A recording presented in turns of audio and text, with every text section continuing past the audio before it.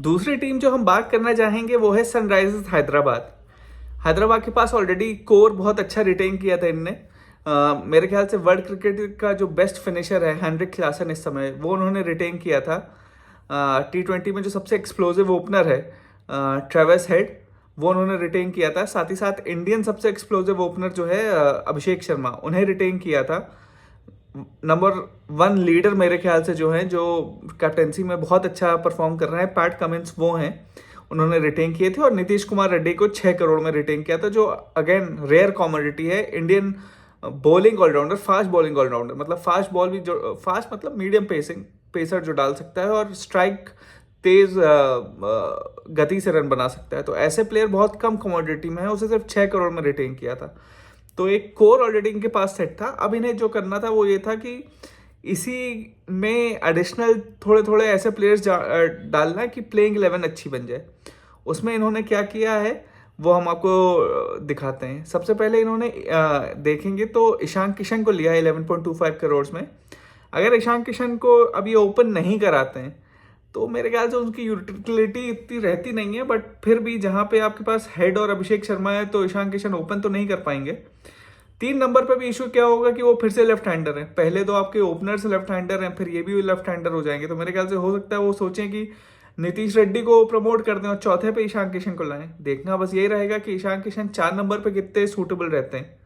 But ठीक है, अब इतने महंगा खरीदा है तो खिलाएंगे तो है ही। तो 4 पे ईशान किशन हो गए, 5 पे हेनरिक क्लासन हो जाएंगे, 6 पे अभिनव मनोहर होंगे। अभिनव मनोहर को इन्होंने पिछली बार गुजरात में खेलते थे अभिनव मनोहर, उनसे लिया है।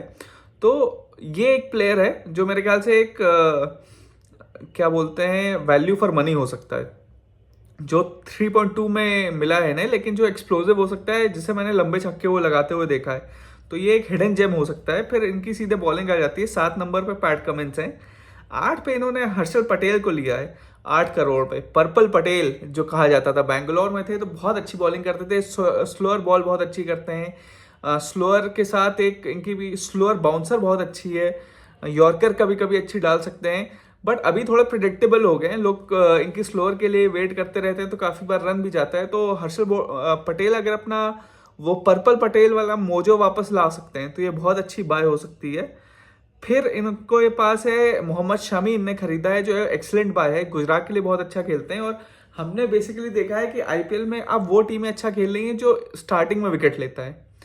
इनके पास पिछली बार भुवनेश्वर थे जो बहुत अच्छी स्विंग करते थे और स्टार्टिंग में इन्हें विकेट दिलाते थे, तो हमने रिजल्ट भी देखा कि ये लास्ट तक गए थे। इस बार क्योंकि भुवनेश्वर इन्हें नहीं मिले तो ये शमी पे गए हैं। शमी भी एग्जैक्टली वैसे ही बॉलर है जो आपको शुरुआत के 6 ओवर में विकेट दिलवा देंगे। तो लाइक फॉर लाइफ रिप्लेसमेंट है। ओनली थिंग बीइंग कि भुवनेश्वर थोड़े अच्छे बैट्समैन थे, बट शमी के साथ फायदा है, बेटर डेथ बॉलर है। भुवनेश्वर से अच्छे डेथ बॉलर हैं। तो मेरे ख्याल से 2 ओवर ये अप फ्रंट डालेंगे, 2 बैक में डालेंगे। हर्षल पटेल प्रिडोमिनेटली डेथ में डालेंगे और पैट कमिंस बीच में डालेंगे, 5वें ओवर से 15वें ओवर के बीच में। स्पिनर के लिए इनके पास राहुल चहार हैं और 11वां प्लेयर मेरे ख्याल से इनके पास एडम जाम्पा को इन्हें खिलाना पड़ेगा एज एन स्पिनर। तो 2 लेग स्पिनर हो जाएंगे, राहुल चहार और एडम जाम्पा। यहाँ मेरे ख्याल से एक को ये फॉरेन प्लेयर और ला सकते थे, बट ठीक है, इन्होंने ये सोचा कि भाई एडम जाम्पा को ये 11वां प्लेयर खिलाएंगे।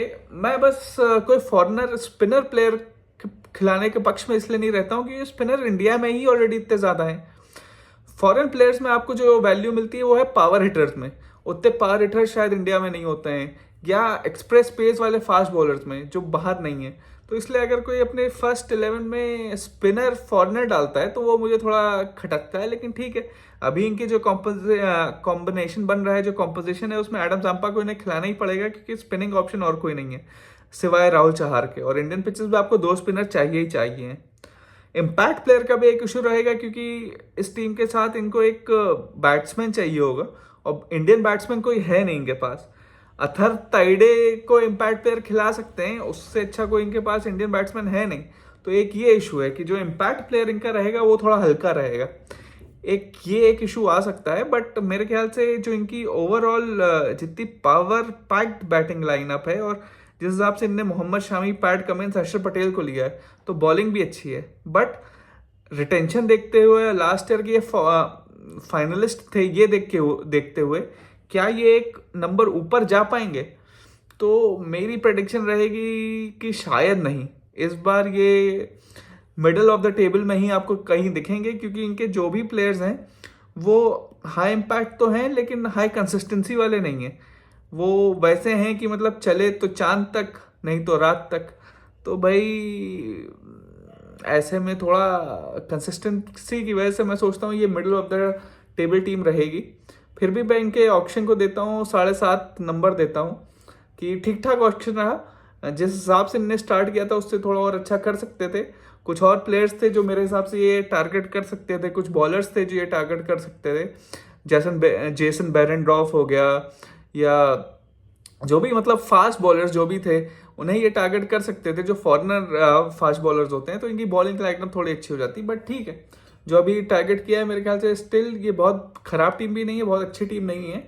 लेकिन इनके जो ओपनर्स हैं हेनरिक क्लासन है और जो इनके लीडर हैं पैट कमिंस, उनकी वजह से ये इस middle of the ground team को एक ऊपर तक भी ले जा सकती है।